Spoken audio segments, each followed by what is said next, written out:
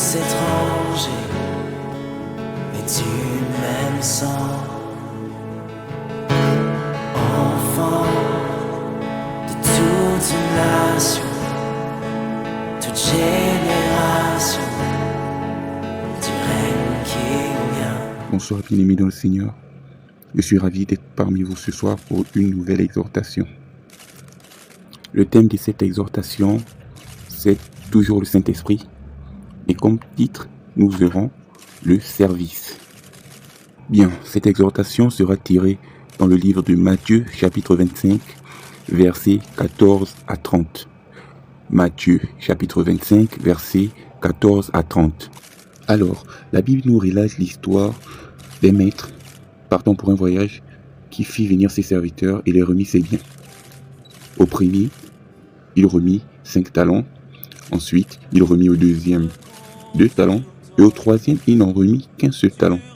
Bien-aimés, comme nous le lisons au verset 16, la Bible nous dit « Aussitôt, celui qui avait reçu 5 talents s'en alla, les fit valoir, et il en gagna 5 autres talents. » C'est à souligner, bien-aimés, aussitôt. Au verset 17, de même, celui qui avait reçu 2 talents en gagnant 2 autres. Donc, aussitôt est valable pour le premier, mais également pour le second. Au verset 18, celui qui n'en avait reçu qu'un alla faire un creux dans la terre et cacha l'argent de son maître. Maintenant, bien-aimé, j'ai une question pour toi. Es-tu comme le premier serviteur, le deuxième ou le troisième serviteur? Je te laisse réfléchir. Cette interpellation est pour toi qui fais le chrétien du dimanche charismatique. Tu viens, parfois un peu en retard. Tu assistes à ton culte. Terminé, tu prends tes affaires et tu t'en vas. Et c'est comme parlait une de mes mamans-là, lors d'une de ces exhortations, que ces personnes, c'est souvent ces personnes-là que Dieu a mis un dépôt, que c'est souvent ces personnes avec qui Dieu veut travailler, mais qui se mettent en réserve. Maman Lisa, big up à toi, que Dieu te bénisse. Car souvent ces personnes-là, Dieu a mis un don de louange en eux, Dieu a mis un don de modérer par exemple, un don d'évangéliser. Est-ce que tu sais faire le nettoyage? Tu as un don de décoration, tu as un don de libéralité, tu as un salaire comme celui que Dieu a donné un talent parce qu'il connaissait sa capacité. Sinon on dit que c'est un Dieu d'équité, il pouvait remettre chacun 5 talents. Et pourquoi Dieu a remis 5 à l'autre et à l'autre il a remis un seul talent? Parce qu'il sait que chacun a ses capacités. Si toi tu ne peux que nettoyer dans la maison de Dieu, alors fais le nettoyage. Mais souvent tu sais nettoyer mais tu restes assis. Et pour l'anecdote, sais-tu que lorsque tu viens le dimanche le matin, tu trouves l'église nettoyée, les chaises arrangées? Sais-tu qu'il y a une personne qui est là derrière? Ou penses-tu juste que ce sont des anges qui sont descendus pour faire ce ménage? Tu quittes l'église, tu laisses l'église sale, parfois avec les Kleenex au sol, la chaise dérangée, la poussière de tes sandales dans l'église. Il y a des personnes qui sont là, et gloire à Dieu que Dieu bénisse davantage ces personnes-là qui font le service dans le secret. Parce que Dieu a utilisé d'autres personnes pour faire le service en public, comme les chantres, comme les prédicateurs, comme les modérateurs, comme d'autres qui sont au protocole, à la sécurité. C'est des personnes qu'on voit. Il y a d'autres personnes qui font le service dans le secret. Et toi, ton service, vas-tu l'enterrer comme celui qui a reçu un talent ou vas-tu le valoriser? Je ne veux pas tirer en longueur, mais juste te dire que Dieu a des attentes envers tout un chacun, en fonction des dons, des talents qu'il a mis en chacun de nous.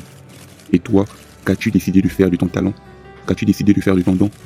Vas-tu l'enterrer comme ce serviteur ou vas-tu le valoriser?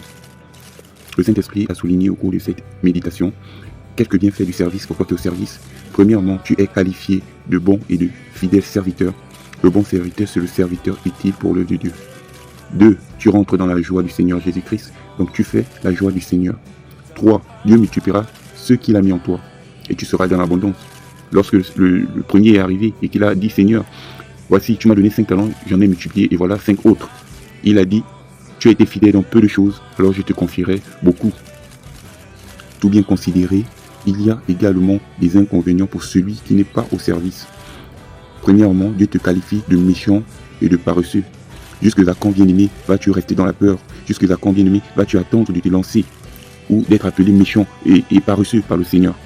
Jusque-là, quand bien-aimé, vas-tu te laisser dominer par la peur? Jusque-là, quand bien-aimé, vas-tu continuer d'enterrer le talent que Dieu t'a donné? Jusque-là, quand bien-aimé, vas-tu être paresseux? Vas-tu être passif dans la maison de Dieu? C'est l'appel que Dieu te lance ce soir. Lorsque le maître demandera du compte à celui qui n'avait reçu qu'un talent, ce serviteur lui dira « Je savais que tu es un homme dur qui moissonne où il n'a pas semé et qui amasse où tu n'as même pas vanné. » Bien-aimé, c'est comme la parabole du figuier. Lorsque Jésus va venir s'abriter à cet arbre, il dira « Mais pourquoi cet arbre ne produit pas de fruits? » Pourtant, c'était même pas sa saison. Mais Dieu va dire « Coupez-le et jetez-le au feu. » Et voilà la récompense qui attend celui-là qui ne fait pas le service de Dieu. Il sera qualifié d'inutile et jeté dans les ténèbres, bien-aimé. Pour celui-là qui ne fait pas le service, il y a trop d'inconvénients. Donc pour celui-là qui ne fait pas le service, il est qualifié de méchant et de paresseux. 1. Deuxièmement, Dieu l'ôtera le peu de talent qu'il a mis en lui, et il restera sans rien. Et 3, il sera jeté dans les ténèbres. Bien-aimé, je t'invite à trouver un moyen de servir Dieu. Est-ce que c'est par tes finances? Est-ce que c'est par ta voix? Est-ce que c'est par ton service de nettoyage? Il y a toujours quelque chose à faire pour Dieu. Tu n'es pas obligé de faire un service public, tu peux faire un service en privé. Mais toujours est-il que tu fasses un service pour Dieu. C'est bien de dire je loue, mais tu loues pour toi. Dieu dit que si nous ne louons pas, il est capable même de susciter des pierres pour le louer. Les oiseaux aussi, elles le louent. Donc tu fais rien d'extraordinaire. Alors voilà en quelques mots là, ce que Dieu a mis en moi ce soir. Pour te booster, pour t'encourager, pour te dire que c'est le moment. N'attends pas, lance-toi. Trouve quelque chose à faire dans la maison de Dieu. Trouve quelque chose à faire dans ce monde pour le Seigneur, pour rendre le Seigneur en joie, pour rendre le Seigneur heureux. Je veux faire une prière aussi pour toi, pour t'accompagner, pour que Dieu te montre une manière de le servir. Oh, que Dieu soit glorifié. Père éternel, sois béni. Nous inclinons, Seigneur, devant ta seigneurie. Père éternel, tu nous enseignes sur le service ce soir. Alors nous ne voulons plus être des personnes passives dans ta maison, Père éternel. Tu ne nous as pas donné un esprit de timidité, Seigneur. Alors ôte en nous cette peur qui nous empêche, Seigneur Dieu Tout-Puissant, de faire ton œuvre, Père éternel. Si tu m'appelles à la louange, Père éternel, mets ce déclic en moi pour que je puisse commencer la louange. Si tu m'appelles à la modération, Seigneur, je veux commencer la modération dès maintenant au nom puissant de Jésus. Si tu m'appelles à l'évangélisation, Seigneur, je veux plus rester dans ma maison pendant que tes enfants sont en train d'aller dans le décor, sont en train d'aller dans la perdition, mais tu m'utilises pleinement au nom puissant de Jésus-Christ, Seigneur. Je ne veux plus être passif, je ne veux plus être passif, Père éternel. Utilise-moi pour ton œuvre au nom puissant de Jésus-Christ, Père éternel. Nous te supplions aussi de nous donner ton Saint-Esprit, car sans lui, Père éternel, nous n'avons pas ce courage, c'est l'esprit de courage, Père éternel. Nous n'avons pas ce courage, Père éternel, de nous lancer, Seigneur, ce courage de persévérer, ce courage d'être consistant dans notre marche chrétienne, Père éternel. Que tu nous révèles de ton Saint-Esprit au nom de Jésus-Christ, Père éternel, pour faire ton œuvre, Père éternel. Que tu nous révèles de ton Saint-Esprit, maintenant que ton Saint-Esprit descend dans la vie de tout un chacun, Père éternel, afin que nous fassions ton œuvre convenablement, afin que nous soyons consistants dans la marche avec toi, Père éternel. Au nom puissant de Jésus-Christ. Merci Jésus, nous comptons que sur toi. Nous voulons faire ton œuvre, mais aide-nous, Père éternel, par ton Saint-Esprit. Que ton Saint-Esprit descende en nous, Père éternel. Au nom de Jésus. Amen. Amen, amen, amen. Bien-aimé, que Dieu encore t'accompagne. Voilà. Sur ce, nous disons à un prochain numéro. Bye. Et bonne nuit à tous. Que Dieu vous bénisse.